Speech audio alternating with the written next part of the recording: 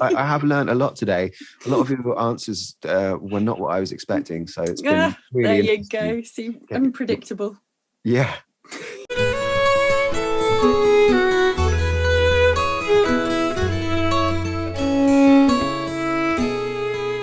What was your start in music like?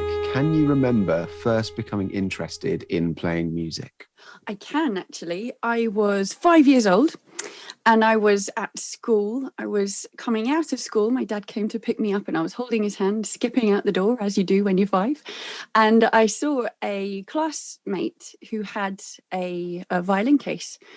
And I asked her what it was. And she told me that it was a violin. And she opened it up for me to have a look. And there and then I just fell in love with the violin. And I think even before then, I'd had a lot of access to music. My memory of a child is living in London, and my dad had a stereo and he'd put, Mozart symphonies or Beethoven violin sonatas on full blast, and you'd hear them throughout the entire house. It was fantastic.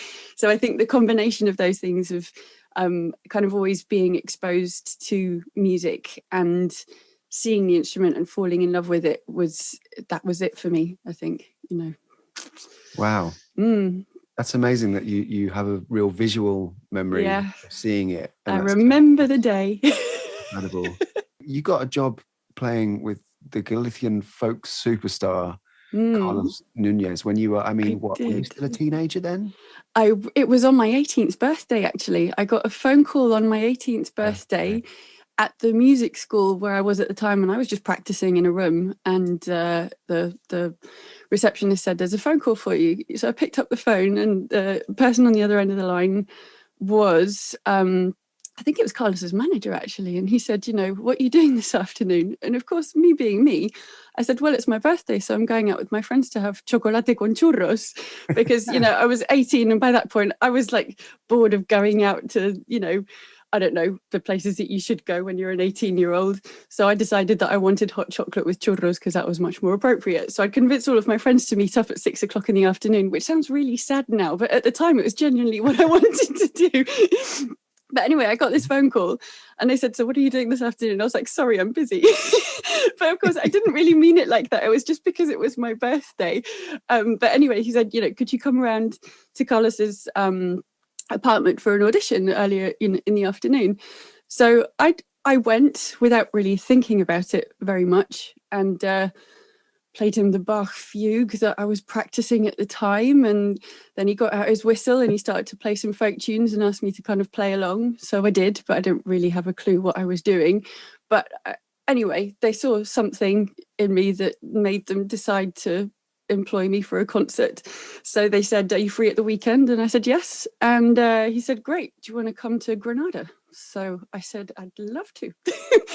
So I got on an airplane with them to Granada, and it was brilliant because we did a trip of the Alhambra and everything in the afternoon, and then we had the sound check in the sweltering 42 degrees, of the September afternoon, and that evening was the first concert. So I played with them, and when I think about it now, over the course of that first trip, I managed to check in my boarding pass, lose my handbag, lose my phone, miss the alarm to wake up in the morning. So all in all, I think I gave them a pretty comprehensive introduction to who I was. And they still decided to call me back for another concert in Italy the weekend after that. So brilliant story.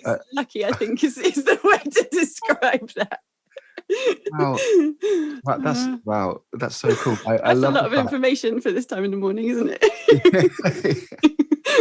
It sounds to me like, that's a big change of your life circumstances. It's an amazing experience. But it really was, yeah. Was it a big change of course for you, like musically? Was that what did your absolutely music look like? Well, up until that point, I had always practiced lots. I wanted to be a musician. That was something that I had in my head ever since the age of 8. People tried to talk me out of it, and I just didn't listen. Know the feeling, yeah. But anyway, I decided that I was going to be a musician. But I was very much into the classical repertoire for violin. It's what I knew about, it's what I was exposed to, it's what my teachers encouraged me to do. But when I think about it in more detail, I think when I was younger, so when I was in England doing music, I had a fantastic piano teacher called Mary Christine Gordon, and she was so encouraging for doing lots of different types of things. So when I was 8, we did a tour of the hotels in London. So we went to the Waldorf, the Ritz, and we played a duo with violin and piano. We did like the jazz classics. So we did, Fly Me to the Moon and, Girl from Ipanema and all of these classics. And I remember going for the audition and going to these hotels, as an 8-year-old saying, can we play at your hotel? And again, my dad, being the incredible supportive person that he is, took this very to heart and insisted on, taking us out for cream tea afterwards. So I've got a memory of going to the Waldorf Astoria, doing my little recital of 40 minutes of, jazz classics minus any of the taste or the skill. And then eating cake. So, wow. And I also had another amazing music teacher called Chris Artley. And he was really supportive in so many ways as well. So I think even though I wasn't, at that age, I wasn't trained to the top level, as in I wasn't in a full-time music school. I had a lot of people around me who were supportive, creative, and encouraged me to be the same way. So I think even though I wasn't like spending my time learning how to play traditional styles of fiddle playing, I always was encouraged to have the mindset to appreciate good music, whatever style that was. So I think when I got the call from Carlos, he is an amazing musician, and just having that kind of mindset, I really remember feeling like there was a gap in my education, in the sense that there I was practicing Bach sonatas and Paganini caprices, and I couldn't play a jig. It sounded awful. It really did sound awful.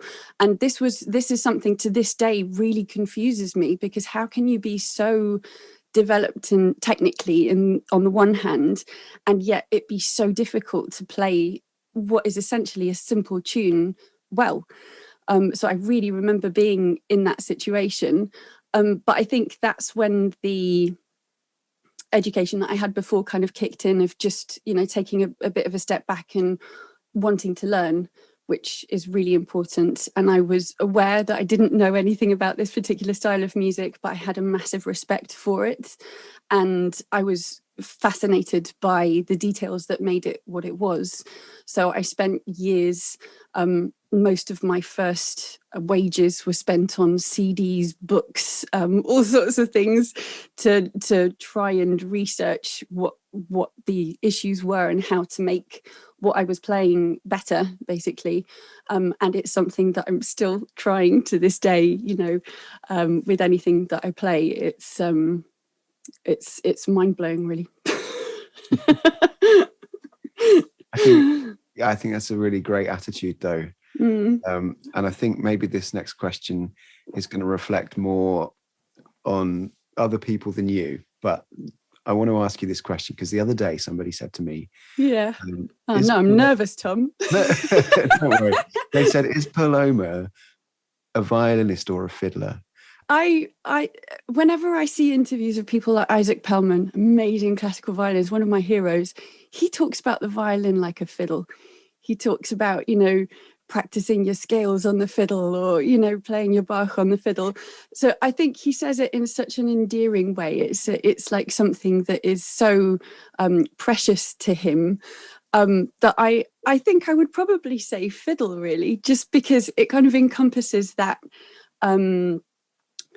the flexibility in terms of the styles of music that you play, but also, even if you are talking about, straight ahead classical repertoire, it's kind of I don't know, there's a little bit more of a human element to it in a funny kind of way, So just going back to Carlos for a second. Yeah.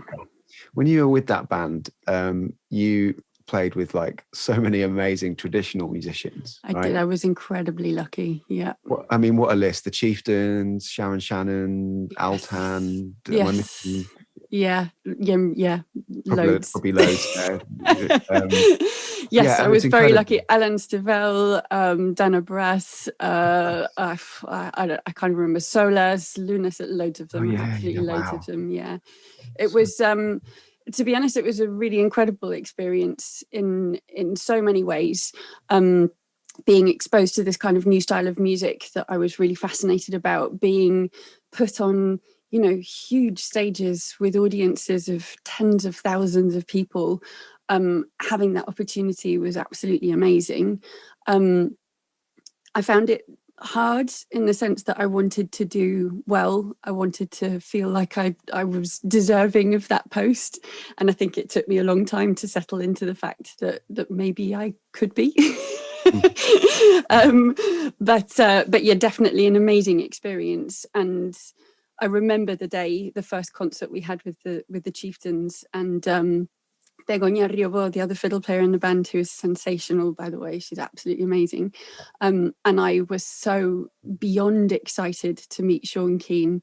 And we kind of cornered him and like basically begged him to do some playing with us, that wasn't like the repertoire for the concert, just to kind of talk about bowings or fingerings or something. And I still to this day feel really guilty. I think he was so overwhelmed by these, two violinists just like cornering him. How'd you do it? What bowings do you do here? How'd you do that ornament? Oh, we love your playing. Poor man, honestly. I don't know. That was me. I'd have loved that. I love it when people are enthusiastic. Absolutely. That wins all, I think. Yeah, I think so. It was an incredible time. I was very lucky to have amazing experiences and travel all over the world. We went from Morocco to Japan, all over Europe. I mean, it was quite something. And all of those things have an influence on you. They change you. So it was definitely something that had an impact on me for forever, I think. I mean, I can't imagine. Must have been a huge impact on you. Yeah. Does anything stand out from that time in your life? Is there a particular highlight? In terms of like musical highlights, I think there are lots of them. For me, playing with the Chieftains was truly incredible. And I think one of the most, it's hard to say, a specific concert or a specific, moment in time, because every time you step on stage, you have to be completely engrossed in what you're doing. I think it's hard to pinpoint one particular moment that means more. Because what means more, playing to thousands of people who you don't know, or playing to one person who means everything to you? It's difficult to quantify. But I think one concert that did mean a lot to me was when we did the recording of the DVD. And we played in Castrelos in Vigo, and there were 30,000 people in the concert itself, but it was also televised live on Galician television. I think there were like 2 million people watching or something. And when I think about that now, I mean, I must have been crazy, but at the time it was something that we've just been building up towards for years, it felt like. And we had, the Chieftains there, and Sharon Shannon came as well. And it was just fantastic to be able to play all of this music. And it just felt like such a genuine party on stage that night, with sitting in the beautiful park in Castrelos and having so many people there. I remember seeing my uncle Jorge in the front row. My parents were there, my siblings were there, my friends were there, everybody was there. And it was quite a combination of emotions, I think, just playing traditional Galician tunes in that setting with people like the Chieftains was amazing, And my claim to fame is the moment where I had to teach Cara Butler, famous Irish dancer, how to dance the muñeira, which is hilarious considering I cannot dance to save my life. But I distinctly remember there were so many things going on, and Carlos said, can you teach her the muñeira? Because, we want to get her dancing the muñeira with the Polanski brothers at the end. to which I said no, and he was so busy dealing with other things that he kind of went, yeah, whatever, just deal with it. So I was left there standing going, and they were looking at me going, okay, you're going to teach us to dance? I'm like, I don't know how to dance. But I do remember getting Begonia, and the two of us kind of, Begonia's a really good dancer, so I just kind of, did all the translating, took all the credit, and then, that was my moment of glory. Yes, I cannot dance. That's like, I'd like to, but I cannot dance. It's like multidisciplinary, multicultural moment, isn't it? Like, absolutely. Moving your limbs, trying to talk in different languages. Wow, amazing. Yeah, so I think maybe at this point, I'd love to hear you play something. It'd be great if you play something for us. Okay. And what do you reckon? Classical, folk, K-pop? What do you fancy? I don't know. Well, I'll start off with a muñeira I really love. It's called Muñeira de Quiroga. Okay. Manuel Quiroga was a really famous classical violinist, actually. Right. He was kind of recognized as Pablo de Sarasate's follower in terms of caliber. He was really, really well respected on the scene. And I haven't quite got to the bottom whether this is a traditional Galician tune that he appropriated, or whether it's a melody that he wrote that has been accepted into the Galician folk repertoire. But either way, it's called Muñeira de Quiroga, and it's one of my favorite tunes. It's wonderful. Brilliant. Okay.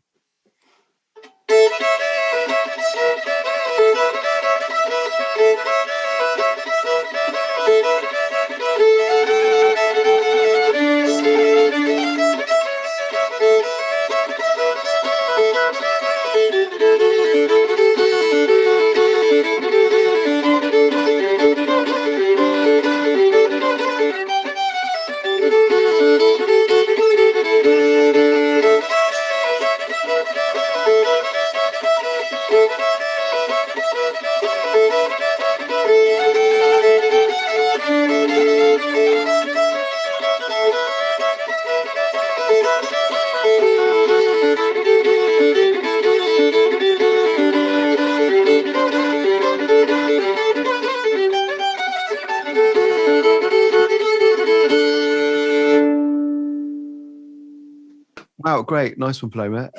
What a lovely tune. Really lovely tune. Really enjoyed that. And it's just really interesting thinking about what you were saying about where the tune comes from. Because we're getting a bit of a theme going here with this interview, it seems. Like, there's me asking about the difference between the fiddle and the violin. And I think you're proving over and over again that it's kind of two sides of the same coin. Absolutely. Really. Absolutely.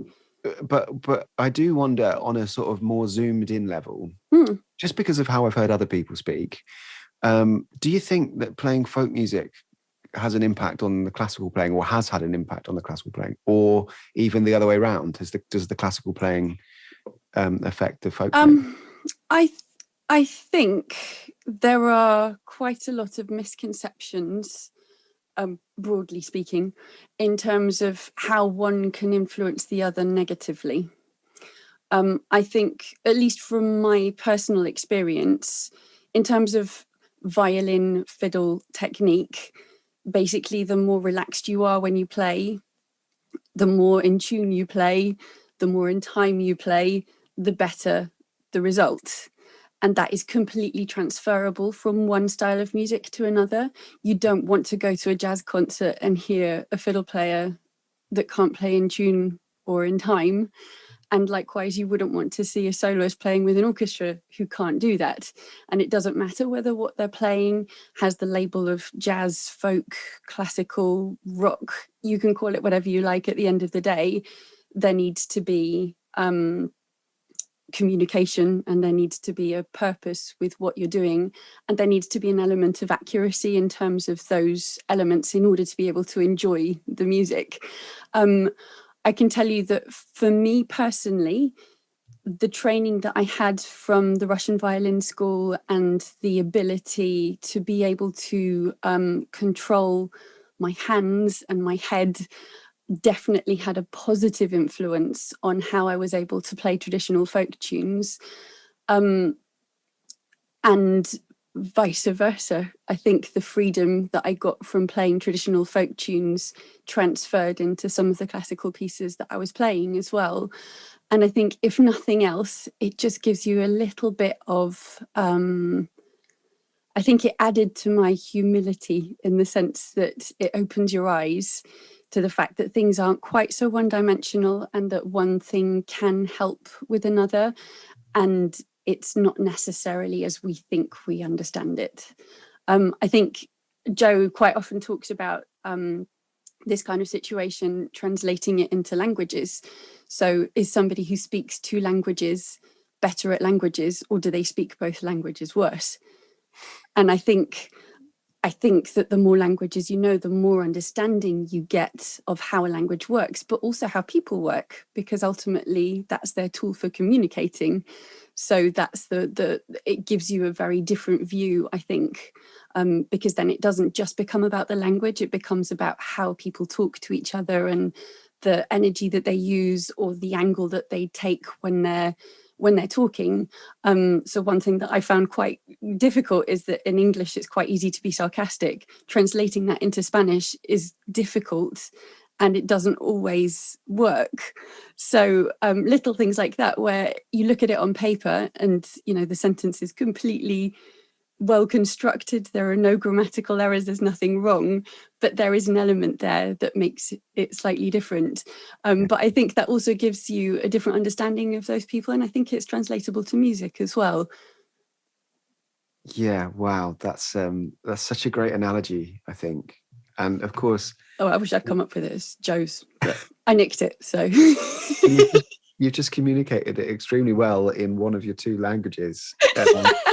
And you know, I don't think he'd be able to translate that to Spanish quite as well as you did to English. No offense to him or anything. But it is interesting to me that often, in you know, not to be too philosophical, but I'm really interested in this idea of duality. You know, because often we're getting things wrong when we're thinking of things in terms of duality, either or. You know. You know, the black and the white without the grey areas. You know, absolutely. And I also think that there's another element to that, which is what we tend to call crossover, which is when you mix 2 things but badly. And I don't think it has to be any of those things. I think it can be done well, and it can be done tastefully, and you can do something being sympathetic to, you know, different styles, and but you can also acknowledge the fact that they're different. Yeah. And I don't think that playing traditional folk tunes and the experience, both musical and life experience, that has given me could possibly have had a negative effect on my classical playing, or vice versa. You know, I can't believe that the amount of hours that I've spent training my fingers to move a certain way, or thinking about how to do a string crossing, hasn't had a direct impact on how well I'm able to play a jig or a reel. I think we're not as separate as that, and our brains don't separate things as much as we think they do. I think those things will infiltrate, and they have an effect on each other. I think it's whether you want to use that as a good thing or not is kind of down to you at the end of the day. I've decided to embrace it because I have. Absolutely. That tune that you played, you know, it could have been, I mean, it's interesting, isn't it? It's interesting to know if it was ever written, you know, if it was traditional or if it was composed. But I mean, I'm working on finding out. But it's interesting. But at the end of the day, it sort of doesn't matter either at the same time. But this is the fascinating thing, you know, that at the end of the day, it's either a good tune or it isn't. Exactly. And whether it's, you know, a good melody in the context of a symphony written by Tchaikovsky, or whether it's a good melody in a Scandinavian folk tune, at the end of the day, it is down to that. And I think we can embellish things. We can, you know, look at things from so many different angles. But that is the kind of the basis of it, you know. Yeah. And of course, so I mean, we've talked about this a little bit already, but the obvious comparison to make now is that you're half Spanish and half English. So sí. Lo soy. I mean, So I'm just wondering, like, I mean, you've got me thinking now. I'm like, am I a drummer that plays the percussion, or am I a percussionist that plays the drums? Am I, my mum's Geordie, but my dad's a Londoner, all this stuff. But with you, but like, isn't that fabulous though? Isn't that fabulous? Yeah. All of those influences make us who we are.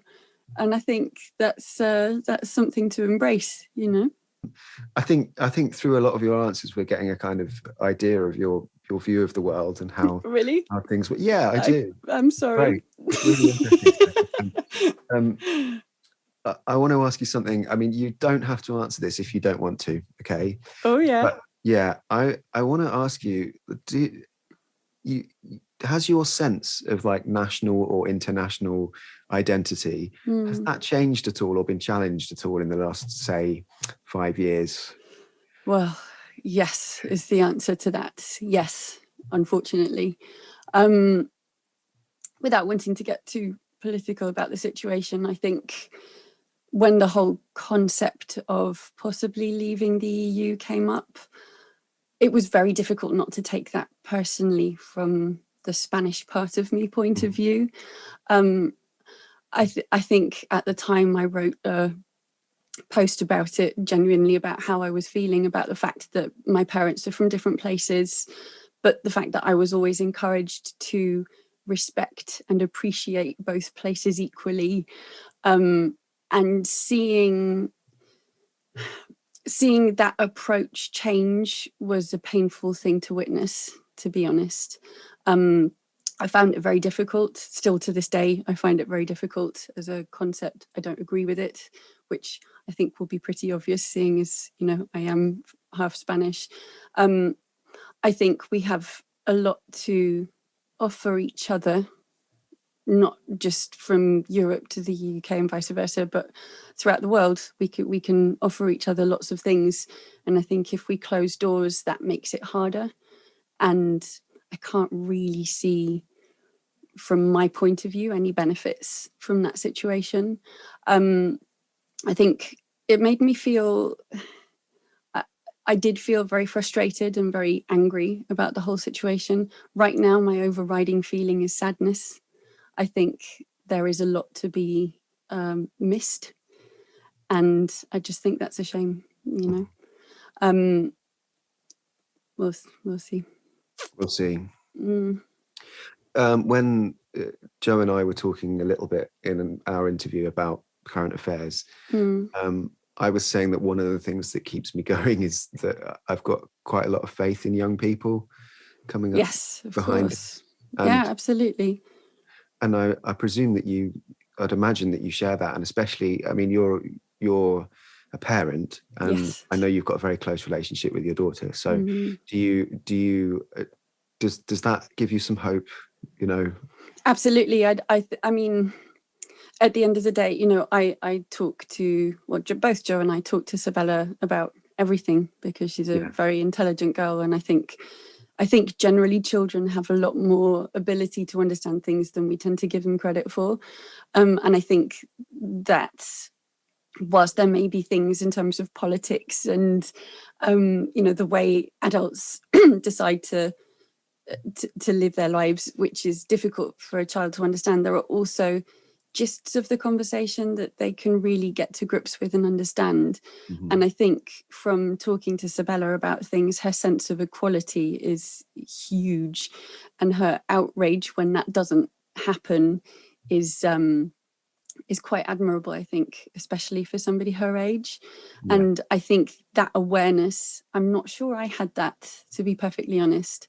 So maybe there are good things to come out of a situation like this.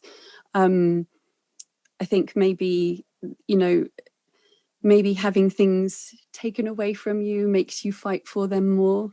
Maybe it makes you more aware of the things that you want, and puts you in a situation where you engage with it more. I generally think that in terms of politics, the 18-year-olds that I meet now are far more engaged with what's going on than I was at their age. So it will be interesting to see what that translates into, and how things change or not, Yeah, Absolutely. I really agree with that. I think it's easy to think about all the negative sides of social media, but I think if I'd had social media when I was 18, I would definitely know more about what's going on politically. Yes, yeah. Than I did at the time, because I didn't exactly pick up the newspaper every day when I was 18, So let's hopeful about young people coming up, particularly people like your daughter Sabella, because she's terrific. Thank you, Tom. Well, I think so too. Oh yeah. I think in terms of them, I just want them to have the opportunities that other generations had. And I think if that doesn't happen, that will be sad to witness. I'm less concerned about Sabella in particular, because with my situation being, from Spain, she has access to all of those things. But that doesn't make me any less passionate about the fact that I think all of the children of her generation should have access to those things as well. So it's, delicate balance. But I hope they'll find their way, to mutual respect and acceptance. Yeah. So sort of, seeing as we're talking about Sabella, maybe on a slightly happier note, more cheery note. You and Joe, right? Two very different but both phenomenal musicians on the violin. Thank you, Tommy. Is it in any way, or has it in any way ever been a foregone conclusion that Sabella would be a musician? I mean, how hands-on are you? I know she does play a bit, but like what's your take? It has gotten completely out of hand. So I went through different phases of thinking about, when you don't actually have children, you have this image in your head of what it's going to be like, and you think, oh, my children are going to be musicians. That was my 18-year-old self talking, and then as you get to grips with the reality of what that means, you question whether that's the best thing for them. And when you actually have a child, you're just so completely in love with them, and you want to support them in what they're interested in, and your interests somehow don't seem important, and you just kind of go with what they want to do. But I think so Sabella will categorically not let us do anything else. She says that the fact that we're musicians is the best thing in the world, that music is her life, and she literally won't let us do anything else. Not that we would do anyway, but I'm just saying, like, she has this idea in her head. She definitely wants to be a musician now, is what she's saying. Yeah.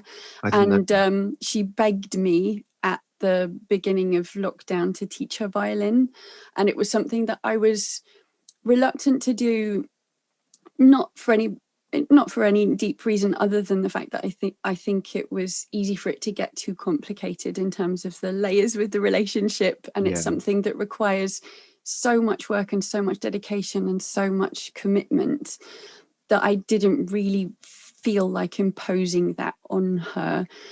But I think the situation changed when it came from her, and she was so desperate to learn. So I did loads of research on, I've been teaching young children for years anyway, but I just did lots of research in terms of how to deal with it within the context of your own home and your own children, and the pitfalls and the problems and the things that you can get that are good out of them. And to be honest, she has completely blown me away. She's been absolutely amazing. So at the moment, we're in the middle of a 100-day violin practice challenge. Wow. And she's on day 52 already, practicing every single day. She's got a picture of a gumball machine at the back of her violin book. And every day she colours in a gumball when she's done her practice. And I don't know what she's going to do or what she's going to be. And obviously, I don't really care. I just want her to be happy, and I want her to, feel like she's had the opportunities that she wanted to do the things that she wanted. Right now, she wants to play violin, so I will help her in any way that I can to make that a good thing and something that she enjoys. But I also feel the responsibility of making sure that she has the best start possible, because I know the reality of not having that and how much extra effort and time and frustration it takes to fix those things. So it seems a bit loaded in the sense that I feel the weight on my shoulders in terms of, you know, giving her the best possible opportunity if she wants to do that. Mm-hmm. And at the same time, I'm not imposing anything. If she wants to be a musician, then obviously anything that we can do to help her and facilitate her in that situation would be fantastic. And if she just wants to do it as a hobby and ends up being an accountant, then she can sort out my taxes for me. So win-win. I think it's really admirable. I think that's highly unlikely, but you know, just for her to get a proper job and, you know, she can look after us in our old age. But I think we could all use someone who could do the books better than we can, you know, that'd be great. But I think that level of balance you're talking about is really admirable. I think that's got to be the way to go, really. But I did sort of chuckle a bit there at the idea that, you know, you're very carefully not dictating what she has to do, but she's told you have to be. Absolutely. But I think that, so when Sabella was born, when Sabella was born, I can't remember who it was, but somebody sent Joe an email, and he said, you know, oh, my daughter was born 6th of June, blah, blah, blah. And their response was, oh, there's a new boss in the house now then, you know, and it's completely true. But I think, anyway, I think Sabella is, for me, is just like the most incredible little person. And being a mother is just like such an incredible experience, and one that makes you analyze and think about yourself in ways that you didn't know, you know, you would. So it's definitely feel like I'm learning a lot, you know. Well, everyone learns a lot when Sabella's around. But before we gush too much about Sabella, one more thing is, for me, is just I mean, it's going to be great to see you guys when we can see each other again. But you know, even the more recent times that I've seen her, sometimes I have this flashback to the fact that, you know, I've known you guys quite a while. And, you know, if I could have known how this would have ended up like this, you know, I think that would have been amazing back then. But sort of something that an image that comes to mind is that I didn't really know you guys. I knew of you, and Joe was running the folk ensemble, but I didn't really know you guys until we started UFQ. Yeah. Like, I didn't really get to know you properly, you know. And I was just wondering, because I'm not sure I really know the answer to this either. I was just wondering, like, as a couple, you know, you're half our band, and did I suppose we are, really, aren't we? Mathematical genius me, I hadn't clocked that. And obviously you like, you know, your life since then has been like a musical adventure shared together. But like, what came first? Like, because I know that you played in the folk ensemble when you were in that Carlos period of your life. Like, do you remember, did you meet Joe and then you two started playing together, or was it the other way around? And can you, like you were talking about when the violin opened, can you remember any moments from that really early days? I can remember the day I met Joe, fell for him, left just straight away as soon as I saw him. Of course, I couldn't, it was it took us a while to figure out how to deal with the whole situation. But in terms of him as a person and as a musician, I remember seeing him play and thinking that he was brilliant.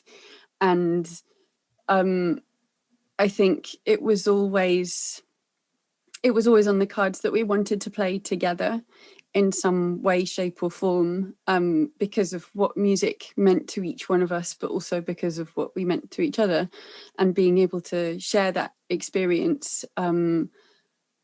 I think for me personally, having a musician like Joe to play with has taught me so much, and I have so much respect for him as a musician. I think he's incredible in so many ways, surprising ways actually, because you think of him as a fiddle player, but he has so much more to offer than that even. And I think it's I don't know. I think it's a very special situation to be in, to be able to share that on stage and off stage, and I feel lucky to be able to do that with him, but also with you and Dan. You know, I think when you have a band that you genuinely feel so protective of and so proud of, that is quite unique, I think, you know. I have so much respect for all of you as musicians, and I feel very lucky to be part of UFQ as a band. If I imagine my input into it, I definitely wouldn't be able to come up with the quality of things that I think we come up with as a band on my own. So I think that says a lot in terms of working with people who push you and who make you be better than what you would be on your own, you know? I don't know, I'm pretty terrific all the time anyway. No, of course I'm joking. Fine. The sentiment, yeah, absolutely, wholeheartedly agree with that. I don't think we'd still be together after 11 years if we didn't have that kind of level of love and respect for each other. Gosh, but yeah. Well, actually, you've brought us around to UFQ. I suppose we should talk a bit about UFQ. Well, we should really. So here's one. You've actually written a lot of tunes for us, and I dare to say it, you know, probably some of our most popular tunes. Oh, I don't know about that, but you have. And how long have you been composing? Well, when I didn't know anything, I wrote music all the time. And then I started to know what I didn't know, and I kind of stopped writing. And I think that was a bit of a shame, really, because clearly there was something there that I needed to. I needed an outpour of something, you know. But actually, it wasn't until we got together as UFQ that I started composing. Well, composing seems a bit grand, but writing tunes again. And it was completely down to you guys basically giving me the encouragement and the support to be able to think that I could do such a thing. It hadn't really come up because Joe is a proper composer, so was Frank. So the thought of me kind of having a bash at writing tunes seemed a little bit pointless, and it wasn't something that I was really thinking about. But I do remember having a conversation with Joe saying that my angle was different to theirs, and that, you know, maybe I should try mucking around and writing some things, and, you know, it would maybe be a different style of tune that I could bring to the band. So Upstart was my first try. And I was... Last track of the first album? Yeah, that was my first try at writing a tune, and I was so nervous playing it to you guys. You have no idea. I was bricking it. Played it cool. I didn't know any of this. Oh, yeah, I was so nervous. It just nothing sounded right in my head. And I was just thinking that this was I don't know, I think... Anyway, so I went through this whole process of whether I should play it to you or not. And I'm really glad that I did, because a tune that I wrote, you know, was turned into a really awesome piece of music with your grooves and the riffs and the parts that you guys came up with, which, like I said before, I wouldn't have been able to come up with that on my own. And for me, one of the really exciting processes of working in UFQ is definitely, you know, seeing a really simple song or a simple tune being brought to rehearsal, and, you know, over the course of many, many, many hours, but seeing it transform into something really different and really exciting. But I think from a personal point of view, writing tunes, and basically I write a tune, and when I've got one that I'm sort of happy with, I have complete and utter confidence that you guys will make it sound brilliant. And I think that's that is again quite a unique situation to be in, you know. I'm always really excited to bring tunes that I'm happy with to a rehearsal, because I want to see what it's going to turn into, and it's never quite what I thought, which is great. Paloma, you've got such humility. I have to say, I've got a couple of like really quick fire questions to ask you now. Oh yeah. Okay. Have you got a favourite album? I can tell you some that I really love, but I couldn't give you like my all-time favourite album. Okay. So can't be done. Okay, I'm going to limit you to two. Tell me two. Two? Yeah, two albums. Two? Yeah. Yeah. Okay. It's supposed to be a quick fire round. Okay, well, first album is Lost in the Loop by Liz Carroll. Absolutely love Liz Carroll. She is brilliant. And I really remember in my early days of discovering Irish traditional folk music, hearing Lost in the Loop with its beautiful recording sounds and amazing repertoire, and just having Liz Carroll rock out those reels, just unbelievable, awesome, absolutely love it. And I don't know about albums, it's so hard, there are just so many people out there, but there is one video on YouTube of David Oistrakh playing Clair de Lune, and it's a black and white film, and it was a piece that wasn't originally written for violin, but for me those 4 minutes just encompass heart on a sleeve. It's just completely engrossing, and such beautiful, beautiful playing and flawless technique. But the overriding thing for me in that recording is the emotion. It's just all about communicating feelings, which is mind-blowing. So I could watch that video all day long. It's just incredible. Brilliant. Yeah. Okay, great recommendations. Have you got a favourite TV show? At the moment, I am rocking Grace and Frankie. All right, okay. Which has become a little bit of a problem in our household, because we've really gotten into vodka martinis, which is very dangerous given the current circumstances. Yes. So yes, we have to rein ourselves in a little bit, really. It's got a bit out of hand. Joe's bought a cocktail shaker. We've got, olives stacked up in the cupboards, and it's everyone's got to have a hobby, haven't they? It's not going to end well. Okay, what, and it can be anything, is criminally underrated? Criminally underrated, apart from UFQ, you mean?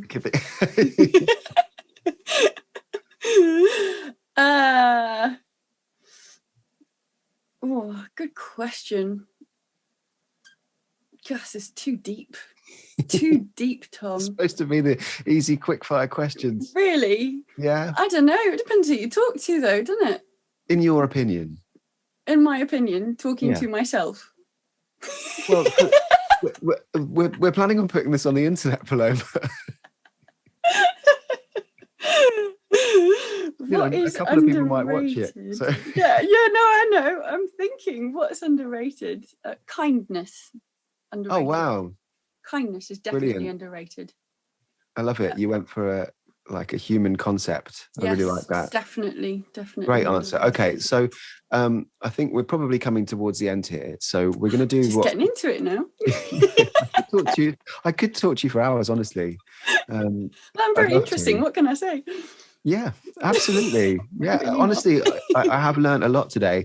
A lot of your answers were not what I was expecting. So it's been really there you go. See, unpredictable. Yeah. Your unpredictable and learned knowledge. It's been great. But what we're going to do, the way we ended the last one of these, I think the way we're going to do it going forward. And you're going to be in the interviewer's chair next time, by the way. So I am. Yes. Yeah. No pressure. Look forward to that. But we're going to end with a UFQ track that you'd like to hear. So I'm going to ask you one more question. But before I do that, I want to know which track that's going to be, so we can get it lined up. Oh. There are lots of tunes I'm really proud of in this band, but I think most recent set of tunes that I wrote, set of 3 tunes, is one that I'm particularly excited about at the moment. Cool. I am so bad at naming tunes that I name them and then I can't remember. So I absolutely have. I had to ask Dan when we were on stage what my tunes were called, because I couldn't remember when I was doing the introduction to it. So if you could just slickly do an edit where you surreptitiously just tell the titles of these tunes and it goes seamlessly into the film, then that'd be great. Okay, that will happen. But I can say we're going to be listening to the Driving Force set quite soon. That's the one, Driving Force. You see, I knew it was something about driving, and I was driving test, driving license, driving. So before we play that, one final question is just, I want to give you the opportunity to plug something. You can plug something of your own, or you can plug something from someone else, anything you like. We've had David Oistrakh, but is there anything you think people should be checking out? Good question. I don't know, really. Is there anything that we should be plugging? I don't know about anything in particular, but I think we live in a time where technology is so unbelievable and we have so much at our fingertips that I think maybe just a little bit of open-mindedness in general in our approach to looking things up will have a lot to offer in return. So that when you go on YouTube, you look up a video that you like, but it comes up with 20 other suggestions, which you may or may not know, and you may or may not like. But just one evening with a vodka martini, just give a few new videos a try and find a few new musicians, a few perhaps lesser known people who might surprise you. I think that would be my thing. Superb. What a superb answer. Okay, I think that's a great place to finish. Thank you, Paloma. Peak too soon, Dom. I've had such a good time talking to you today. You too. It's been really fun. And thank you. I think we will leave it there with the driving force set, and I'll put a little thing underneath that tells people. Could you tell me what it's called as well? Yeah. Remind me.